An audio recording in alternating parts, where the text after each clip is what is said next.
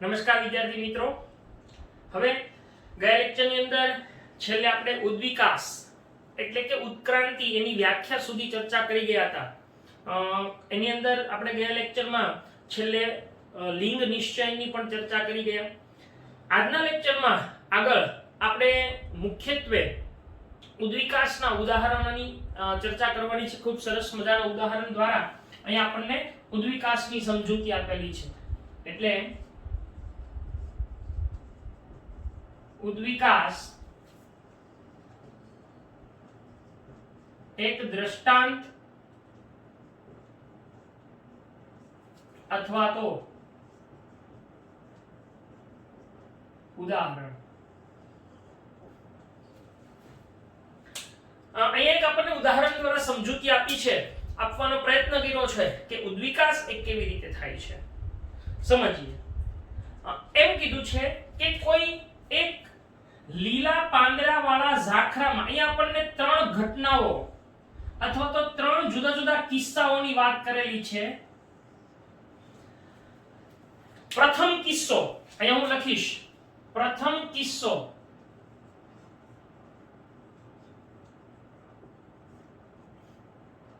એક લીલા પાંદડા વાળા ઝાખરામાં એટલે કે એકદમ ગીચ ઝાડીઓ વાળા વિસ્તારમાં એક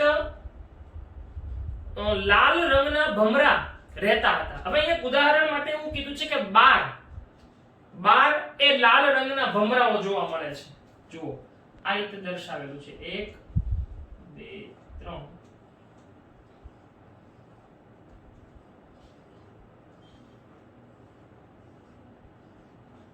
આ શું છે? 12 લાલ રંગના ભમરાઓ છે. હવે એ લીલા પાંદડા વાળા ઝાખરામાં વસવાટ કરે છે. અહીંયા આગળ આ વિસ્તારમાં લાલ રંગના ભમરાઓ ખૂબ સારી રીતે વસવાટ દર્શાવે છે. પરંતુ હવે કેવું બને છે તો કે અહીંયા આગળ આ વિસ્તારમાં એક કાગડો આવે છે. આ સમજૂતી પૂરતો હું દોરું છું, બરાબર? કાગડો. આ કાગડો શું કરે છે તો કે આ કાગડો આ લાલ રંગના ભમરાને ખોરાક તરીકે ખાઈ જાય છે. તો ધીમે ધીમે શું થશે તો કે લાલ રંગના ભમરાઓની સંખ્યામાં ઘટાડો થશે. એટલે કે એની જનીન આવૃત્તિ છે એ ઘટતી જશે. તો આ લીલા રંગના પાંદડા વાળા ઝાખરામાં 12 આવા લાલ ભમરા રહેતા હતા. એનો કાગડાઓ શિકાર કરીને ઉપયોગ કરતા હતા. હવે કુદરતી રીતે અકસ્માતે એવું બન્યું કે આ જે લાલ રંગના ભમરાની વસ્તી હતી એમાં જનીનિક ફેરફારને કારણે લાલના બદલે લીલા રંગનો એક ભમરો જન્મ્યો. જુઓ, સમજીએ બરાબર. હવે લીલા પાંદડા વાળા ઝાખરામાં શું થયું? લાલ રંગના ભમરાને બદલે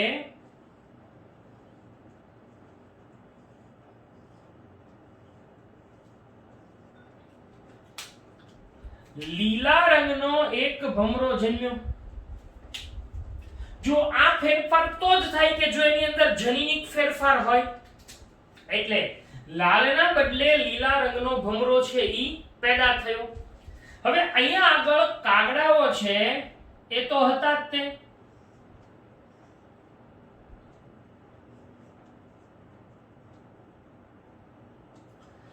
હવે આ કાગડા એ લાલ રંગના ભમરા અને લીલા રંગના ભમરા બંનેનો ખોરાક તરીકે ઉપયોગ કરી શકે. પણ તેમ છતાં કાગડાઓ દ્વારા લાલ રંગના ભમરા જ વધુ શિકાર તરીકે ખવાતા હતા. તો સ્વાભાવિક રીતે આવું શું કામ થતું હશે? તો બહુ એકદમ સ્પષ્ટ વાત છે કે લીલા રંગના પાંદડા વાળા ઝાખરામાં લીલા રંગનો ભમરો સરળતાથી ઓળખી શકાય નહીં. આ કાગડો સરળતાથી લીલા રંગના ભમરાને જોઈ શકતો ન હોય. એના પરિણામે એ લાલ રંગ છે એ સરળતાથી દેખાય એટલે લાલ રંગના ભમરાનો શિકાર થવા માંડે એટલે ધીમે ધીમે કેવું બનશે કે લાલ રંગના ભમરાની વસ્તી ઘટતી જશે અને લીલા રંગના ભમરાની વસ્તી છે વધતી જાય તો આવું બને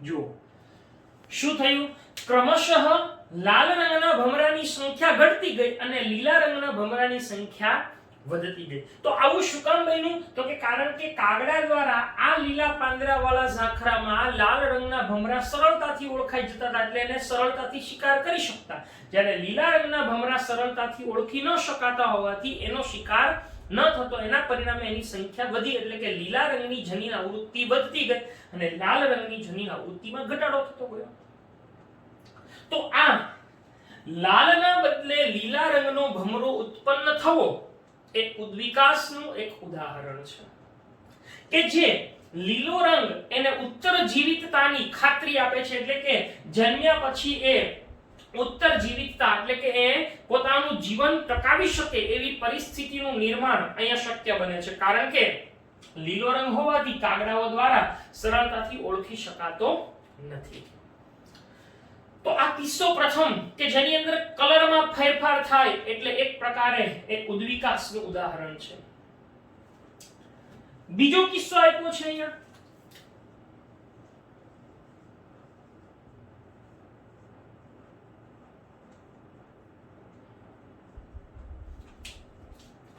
કે લીલા પાંદડાવાળા ઝાખરામાં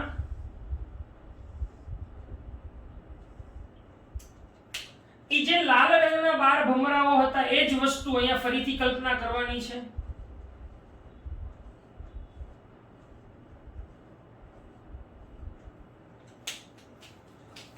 આ કાગડાઓ દ્વારા એનો શિકાર પણ થતો રહે છે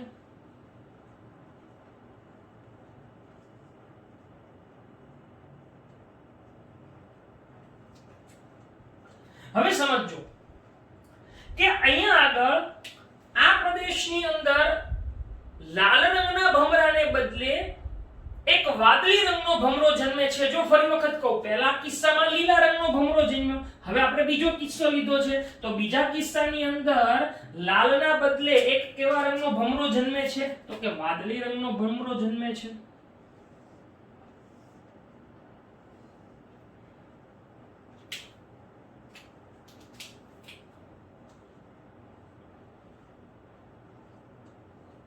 પછી કાગડાની સંખ્યા વધતી તો જાય જ તેમ કારણ કે ઈ પણ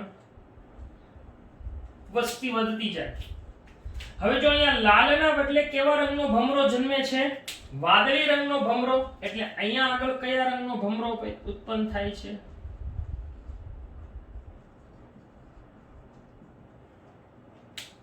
અને આ કિસ્સો છે એની અંદર કયા રંગનો ભમરો ઉત્પન્ન થાય છે લીલો ભમરો બરાબર છે હવે વિચારીએ કે આ પરિસ્થિતિની અંદર અહીંયા આ લીલા રંગના ઝાખરામાં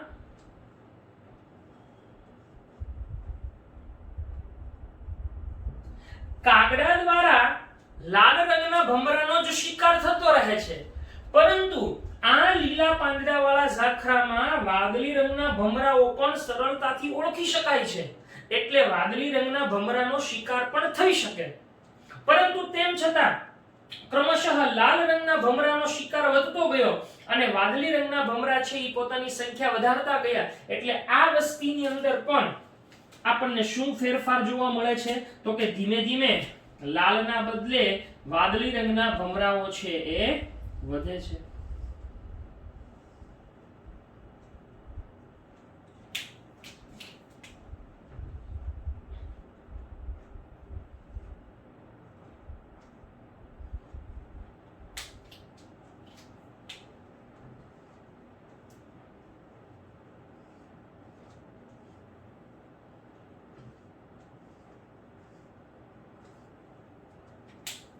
જુઓ શું થયું, લાલના બદલે વાદળી રંગના ભમરાની સંખ્યામાં વધારો થતો જાય છે. તો કાગડા પણ વાદળી અને લાલ રંગના ભમરાનો શિકાર કરતા રહે છે. અહીંયા આગળ વાદળી રંગનું ઉત્પન્ન થવું એનાથી ઉત્તર જીવિતતાની કોઈ ખાતરી મળતી નથી, કારણ કે લીલા ઝાખરામાં લાલ અને વાદળી બંને ભમરાઓ સરળતાથી ઓળખી શકાય, એટલે બંને ભમરાઓનો શિકાર થઈ શકે. પરંતુ તેમ છતાં લાલ રંગના ભમરાઓનો શિકાર છે એ વધુ થતો હતો. હવે એક સરસ મજાનું એક ટ્વિસ્ટ આવે છે કે કદાચ ચાલો અહીંયા આગળ વાદળી રંગના ભમરાની સંખ્યા વધી, પરંતુ બને એવું કે અહીંયા કોઈ માની લો કે હાથી આવે છે. જો અહીંયા આગળ આપણે હજી એક આ વાદળી કરી, અહીંયા આગળ કોઈ હાથી આવે છે ઝાડીની અંદર, એકદમ ગાંડો થઈ ગયેલો હાથી, અને એ હાથી જોરથી પોતાના પંજો ઝાખરા ઉપર મૂકે. હવે આટલા વિસ્તારમાં એ પંજો મૂકે તો શું થાય, તો કે જ્યાં આગળ પંજો મૂકે ત્યાં આગળ ભમરા છે કોઈ બચી શકે? હે, કોઈ મજાલ છે કે હાથીના પગ નીચેથી બચી શકે? એટલે આમાંથી શું થાય સમજો. આવું ગયું એ અહીંયા હાથીનો પગ પીડ્યો, બરાબર. હવે વિચારો, હાથીનો પગ પીડ્યો એટલે તો પૂરું થઈ ગયું હોય, બરાબર.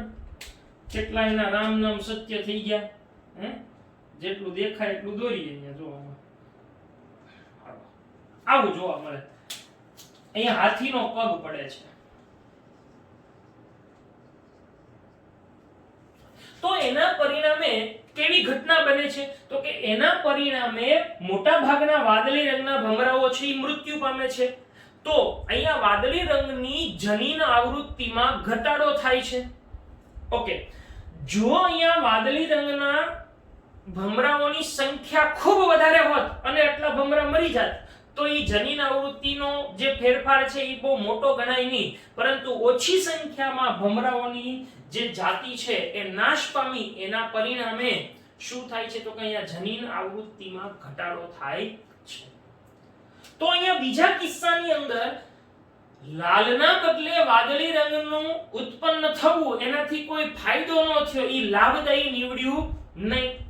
જ્યારે અહીંયા લાલમાંથી લીલો ભમરો બન્યો એ લાભદાયી નીવડ્યું, કારણ કે લીલા રંગના ભમરાઓ વધારે સારી રીતે જીવી શક્યા. ઓકે, અહીંયા તો સરળતાથી ઓળખી શકાતા હતા. હવે ત્રીજો કિસ્સો આપ્યો છે કે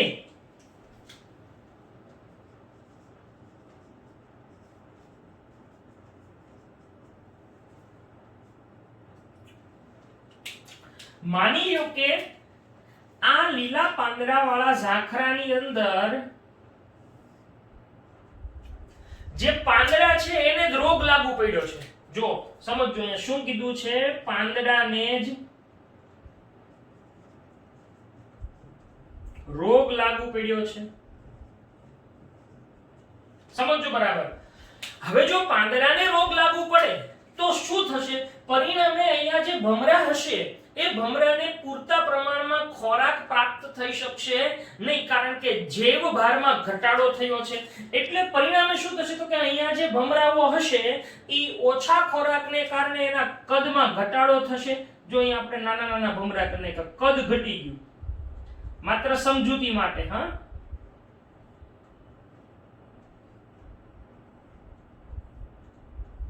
પાંદડામાં રોગ લાગુ પડવાથી ભમરા છે એને પૂરતું પોષણ ન મળે, એટલે ભમરાના કદમાં ઘટાડો થાય છે. ઓકે, ભમરાના કદમાં ઘટાડો થયો એટલે એના જૈવ ભારમાં ઘટાડો થયો.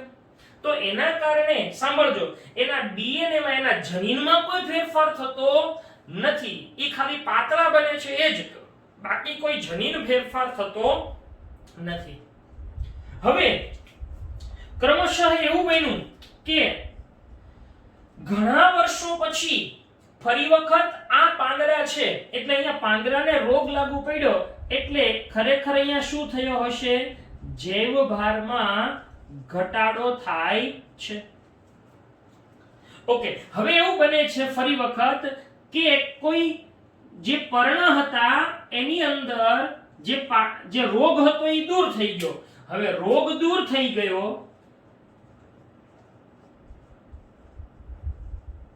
વિચારો કે રોગ દૂર થાય તો ભમરા માટે પૂરતા પ્રમાણમાં ખોરાક છે એની પ્રાપ્તિ થાય છે. અચ્છા, ખોરાકની પ્રાપ્તિ થાય એટલે એના કદમાં વધારો થાય અને કદ વધે એટલે જૈવ ભારથી માંડીને આ પર્ણની સંખ્યાથી માંડીને બધું જ વધે એટલે જૈવ ભારમાં પણ વધારો થાય છે. એટલે ફરી વખત અહીંયા આગળ કેવા ભમરા જોવા મળે? એકદમ હૃષ્ટ પુષ્ટ હટ્ટા કટ્ટા. બરાબર?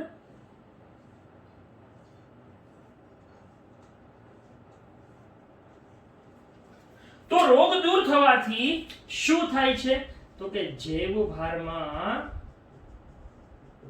વધારો થાય છે. પરંતુ આ કિસ્સામાં ડીએનએ એટલે કે જનીન બંધારણ છે એમાં કોઈ પણ પ્રકારનો ફેરફાર થતો નથી. બરાબર? જ્યારે આ બંનેની અંદર જનીન બંધારણમાં ફેરફાર થાય છે અને એક વસ્તુ એની પછીની પેઢીમાં ઉતરી આવે એટલે એ એક ઉદ્વિકાસ છે. બરાબર? તો આવી રીતે આ ઉદ્વિકાસનું એક ભમરાને અનુલક્ષીને આપણને ઉદાહરણ દર્શાવેલું છે કે જેની અંદર અહીંયા આગળ ઉદ્વિકાસ એ ફાયદાકારક રહ્યો રંગ પરિવર્તન, અહીંયા રંગ પરિવર્તન એ ફાયદાકારક રહ્યું ન હતું અને અહીંયા આગળ જે ઉદાહરણ છે એની અંદર એવું દર્શાવે છે કે જૈવભાર ઘટે એટલે કે ડીએનએ કે જનીનમાં ફેરફાર થતો નથી. તો આ થઈ ગયું ઉદ્વિકાસનું એક દ્રષ્ટાંત. હું સ્ક્રીનની બહાર જાઉં, તમારે સ્ક્રીનશોટ પાડી લેવાનો, પરંતુ આ આકૃતિ કઈ દોરવાની જરૂર નથી. બુકની અંદર અથવા તમને આપેલા મટીરીયલમાંથી તમે આ મુદ્દો વાંચશો એટલે તમને સરળતાથી બધું સમજાઈ જશે. તો આના પછી આપણે આનો રિલેટેડ એક ટોપિક જોવાનો છે, એ છે ઉપાર્જિત અને આનુવંશિક લાક્ષણિકતા. જોઈએ.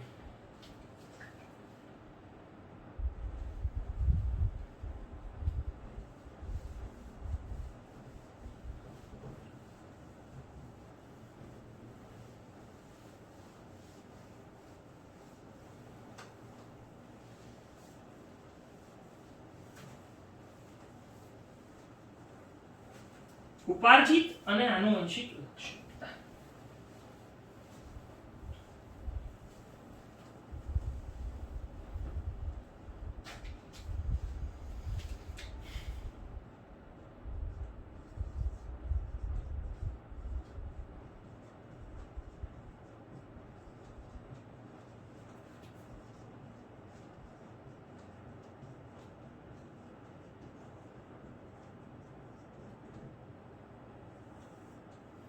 ખૂબ સરસ મજાની વાત અહીંયા સમજાવેલી છે.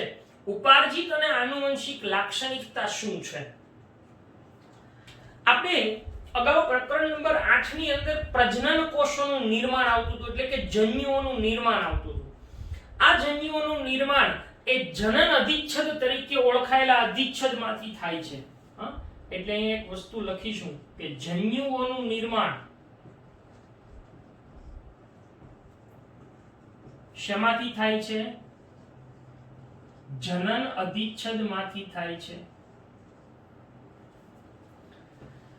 આ જન્યુઓના નિર્માણ વખતે ડીએનએ ની કોપી તૈયાર થતી હોય અને એ કોપી પિતૃઓમાંથી સંતતિમાં ઉતરી આવે અને એના કારણે જે લક્ષણો હોય એ પેઢી દર પેઢી આનુવંશિક બનતા હોય છે, જેની આપણે વાત કરી ગયા. હવે મને અહીંયા બે અલગ અલગ લાક્ષણિકતાઓ સમજાવી છે, એક ઉપાર્જિત અને એક આનુવંશિક. સમજીએ. ઉપાર્જિત લાક્ષણિકતા એટલે શું અને આનુવંશિક લાક્ષણિકતા એટલે શું, એ બે આપણે અલગ અલગ વસ્તુ સમજતા જઈએ. અહીંયા હું ઉપાર્જિતની વાત કરીશ અને અહીંયા હું આનુવંશિકની વાત કરીશ. ચલો, ધારો કે આપણે પેલા ઉપાર્જિતમાં ઉદાહરણ લઈએ. ધારો કે કોઈ ઉંદર છે, એ ઉંદરની આપણે પૂંછડી કાપી નાખીએ. એક નાનકડો ઉંદર હોય એની પૂંછડી કાપી નાખીએ, તો એ ઉંદરની પૂંછડી કાપી નાખવાથી એના જનીન બંધારણમાં કોઈ ફેરફાર થતો નથી. તો ઈ કપાયેલી પૂંછડી વાળો ઉંદર જ્યારે નવા ઉંદર પેદા કરશે તો શું નવા ઉંદર એ પણ કપાયેલી પૂંછડી વાળા જન્મે? ના. નવા ઉંદર એ સંપૂર્ણ પૂંછડી વાળા જ જન્મે. તો આ ફેરફાર એ કેવો ફેરફાર છે? તો કે ઉપાર્જિત ફેરફાર છે કે જેની અંદર જનીન બંધારણમાં કોઈ ફેરફાર થતો નથી. એના પરિણામે આ લાક્ષણિકતા એ આનુવંશિક બનતી નથી. એટલે એવો ફેરફાર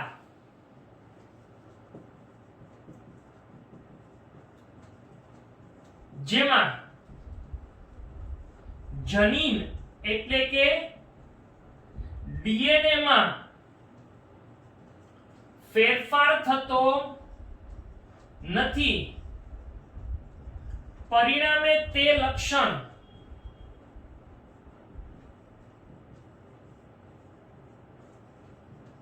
આનુવંશિક બનતું નથી તેવી લાક્ષણિકતાને ઉપાર્જિત લાક્ષણિકતા તરીકે ઓળખવામાં આવે છે. જેમ કે પૂંછડી કપાયેલા ઉંદરમાંથી નવા ઉંદર જન્મે તો એની પૂંછડી કપાયેલી ના હોય. અચ્છા, આપણે બીજું ઉદાહરણ લઈએ. માની લો કે કોઈ યુવાન હોય, એનું અકસ્માત થાય અને એક આંગળી કપાઈ જાય. તો આંગળી કપાઈ જાય ત્યારે એના જનીનમાં કોઈ ફેરફાર થતો નથી, એ માત્ર શારીરિક ફેરફાર છે. તો હવે એ યુવાન જ્યારે લગ્ન કરે અને એ જ્યારે બાળક પેદા કરે તો શું એનું બાળક છે આંગળી કપાયેલું જન્મે? ના, એના બાળકને સંપૂર્ણ બધી આંગળીઓ હોય, કારણ કે આંગળી કપાઈ જવી ઈ કોઈ જનીન ફેરફાર થતો નથી, એટલે ઈ લક્ષણ આનુવંશિક બનતું નથી. તો આવી લાક્ષણિકતા એને ઉપાર્જિત લાક્ષણિકતા કહેવાય છે. ઓકે, ધારો કે તમે તમારા જીવન દરમિયાન તરતા શીખો, પાણીમાં તરતા, તો તમારી પછીની પેઢી, તમારા સંતાન છે, એ કઈ જન્મે ત્યારથી એને તરતા ન આવડે, કારણ કે તરતા શીખો છો એનાથી જનીનમાં કોઈ ફેરફાર નથી થતો, એટલે ઈ લક્ષણ આનુવંશિક બનતું નથી. ઓકે, તમે તમારા જીવનકાળ દરમિયાન માની લો કે બહેનો છે, ખાસ કરીને કાન વિંધાવે, કાનમાં બુટ્ટી પહેરવા વિંધાવે બંને કાન, બરાબર? તો શું એમના બાળકો જે જન્મે છે એ બધાય કાન વિંધાયેલા જન્મે છે? ના, ઈ કાન વિંધાવો એ કેવો ફેરફાર છે? શારીરિક ફેરફાર છે. એટલે એવી લાક્ષણિકતા કે જે શારીરિક ફેરફાર છે એને ઉપાર્જિત ફેરફાર કહેવાય, ઉપાર્જિત લાક્ષણિકતા કહેવાય. ઈ કોઈ દી એની પછીની પેઢીમાં ઉતરી આવતી નથી. ઓકે, માની લો કે કોઈને અકસ્માતે કોઈ દાઝી ગયું નહીં, આગળ કોઈ ચાઠું પડી ગયું, માની લો કે આટલા ભાગમાં ચાઠું પડી ગયું, તો શું ઈ વ્યક્તિ જ્યારે એની સંતતિ પેદા કરે ત્યારે ઈ જે પેદા સંતતિ થાય એને પણ અહીંયા ચાઠું પડેલું આવશે? ના. ચાઠું પડી જવું એ કેવો ફેરફાર છે? શારીરિક ફેરફાર છે. એ ફેરફાર એમાં જનીનમાં કોઈ ફેરફાર થતો નથી, એટલે ઈ લક્ષણ આનુવંશિક બનતું નથી, એટલે એવા ફેરફારને શું કહેવાય? ઉપાર્જિત લાક્ષણિકતા કહેવાય. એટલે કહેવાનો મારો સીધો સાધો મતલબ એ છે કે જે લક્ષણમાં શારીરિક ફેરફાર થાય ઈ કોઈ દી આનુવંશિક બનતો નથી. તમે અત્યારે સારું ડ્રોઈંગ કરતા શીખ્યા હોય તો ઈ તમારો ઉપાર્જિત લાક્ષણિકતા છે, એનાથી તમારા જનીનમાં કોઈ ફેરફાર થતો નથી, એટલે ઈ લક્ષણ આનુવંશિક ના બને. ખ્યાલ આવે છે?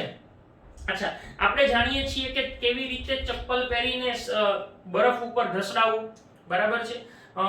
આ દરેક વસ્તુ, કેવી રીતે ગીત ગાવું, આ બધી જ લાક્ષણિકતાઓ એ ઉપાર્જિત લાક્ષણિકતાઓ છે, એ કોઈ દિવસ આનુવંશિક બનતી નથી.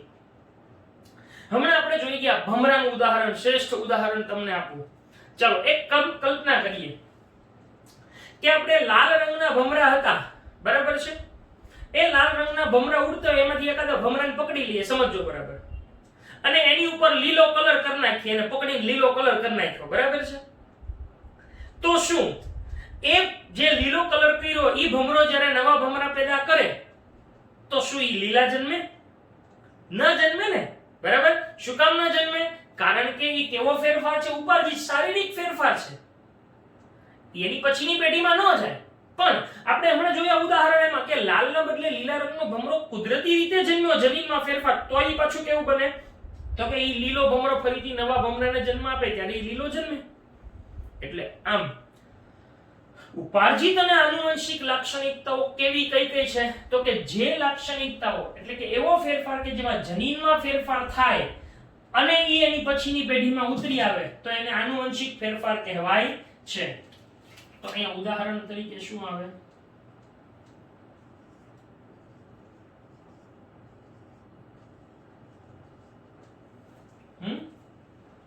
ઉંદરની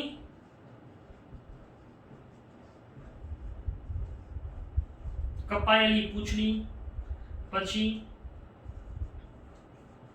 મનુષ્ય જાણે છે કે કેવી રીતે તરવું, પછી બરફ પર સ્લીપર પહેરીને ચાલવું. બરાબર. ત્યાર પછી કોઈને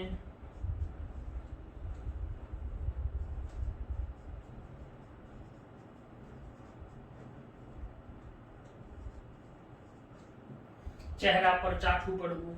બરાબર છે.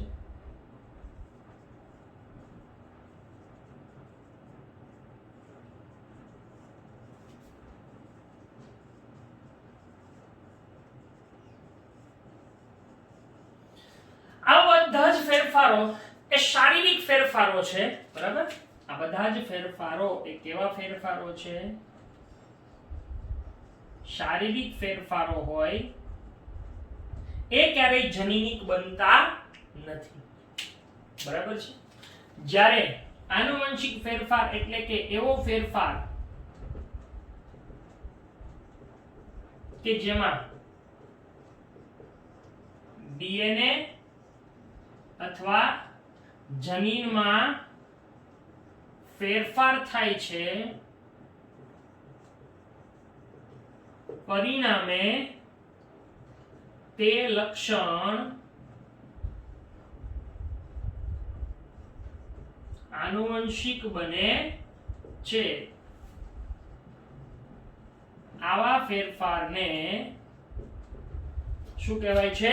આનુવંશિક ફેરફાર કહેવાય છે. ઉદાહરણ તરીકે લાલ ભમરાને બદલે લીલા કે વાદળી ભમરા પેદા થવા એ આનુવંશિક ફેરફાર છે, કારણ કે એમાં જનીનમાં ફેરફાર થાય છે. ઓકે. તો આવા આનુવંશિક અને ઉપાર્જિત લાક્ષણિકતાઓ વિશે ઘણા બધા વૈજ્ઞાનિકોએ પ્રયોગો સંશોધનો કરેલા છે. આપણને ખાસ કરીને એક વૈજ્ઞાનિક છે ચાર્લ્સ ડાર્વિન.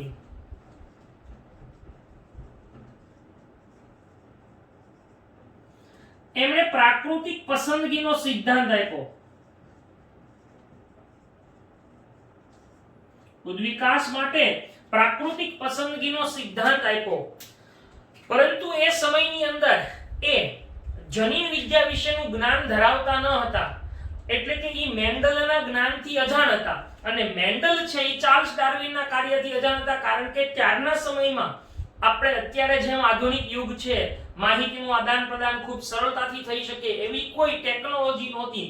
એના પરિણામે બે અલગ અલગ દેશોના વૈજ્ઞાનિકો એમના પોતાના જ્ઞાનથી જાણ હતા, પણ એ એકબીજાના જ્ઞાનથી જાણી ન હતા. પરિણામે એ બંને એકબીજાની વસ્તુઓ સમજી શક્યા ન હતા. તો ચાર્લ્સ ડાર્વિને પ્રાકૃતિક પસંદગીની વાત કરી હતી, અને આપણે જે ભણી ગયા કે ગ્રેગર જ્હોન મેન્ડલ એમણે શેની વાત કરી હતી? આનુવંશિકતાની વાત કરી હતી. તો આવી રીતે બંનેના કાર્યો એકબીજાથી અજાણ હતા. બરાબર. તો આ થઈ ગયો ઉપાર્જિત અને આનુવંશિક લાક્ષણિકતાની વાત. આના પછીનો એક ટોપિક છે જાતિ નિર્માણ. એ આપણે આવતું નથી. ત્યાર પછીનો ટોપિક એ છે કે આનુવંશિકતા ઉત્ક્રાંતિ એટલે કે ઉદ્વિકાસ અને વર્ગીકરણ એ એકબીજા સાથે સંકળાયેલા છે, એકબીજા સાથે જોડાયેલા છે. અને ત્યાર પછી અશ્મિઓની વાત, જુદા જુદા પુરાવાઓની વાત એ આપણે આવતા લેક્ચરની અંદર કરશું. તો આજના લેક્ચરની અંદર આપણે અહીંયા સુધી રાખીએ છીએ. Thank you.